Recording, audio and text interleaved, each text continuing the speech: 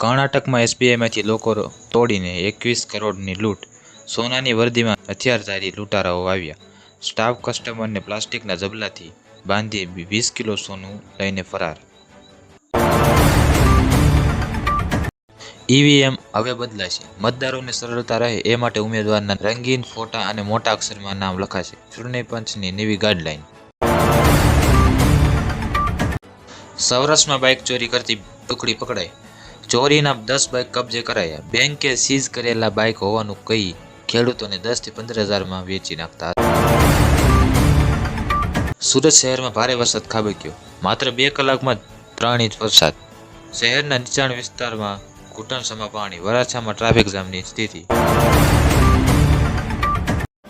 Satellite ઇમેજમાં પાક ન દેખાતા ટેકાના ભાવે મગફળીનું રજીસ્ટ્રેશન રદ, અનેક ખેડૂતો ઠાલવ્યો આક્રોશ. ભારતના કડક વલણથી વેપારને ખતરો, $50 અબજની કૃષિ નિકાસ જોખમમાં. ભારતે કૃષિ આયાત પર પોતાનું વલણ નરમ પાડવું જોઈએ, નહીં તો અમેરિકા સાથે વેપાર તણાવ વધી શકે છે. વિશ્વના મહાસાગરોમાં અમાપ ખજાનો છે. વૈજ્ઞાનિકોના મતે દરિયાના પાણીમાં આશરે 20 મિલિયન ટન સોનું ઓગળ્યું છે. દર 100 મિલિયન મેટ્રિક ટન દરિયાના પાણીમાં 1 ગ્રામ સોનું જોવા મળે છે. ગુજરાતમાં ચોમાસું સત્તાવાર રીતે વિદાય લેવાની તૈયારીમાં છે. હવામાન વિભાગની આગાહી મુજબ આગામી 3 દિવસ સુધી રાજ્યના કેટલાક જિલ્લાઓમાં હળવાથી મધ્યમ વરસાદ વરસી શકે છે.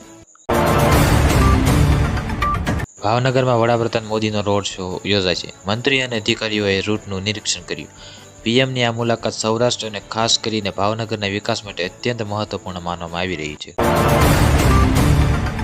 રાજકોટ શહેરના 150 ફૂટ રિંગ રોડ પર ગંભીર અકસ્માતની ઘટના બની છે, જેમાં મોટું કન્ટેનર પલટી જતા 2 લોકોના મોત થયા હોવાનું જાણવા મળ્યું છે. બંને લોકો કન્ટેનરની અંદર સવાર હતા. આજ માટે આટલું. જો તમને વિડીયો ગમ્યો હોય તો વિડીયોને લાઇક કરી દેજો, ચેનલને સબસ્ક્રાઇબ કરી બેલ આઇકન ઓન કરી દેજો. મળીએ નવા સમાચારની અપડેટ સાથે. ધન્યવાદ.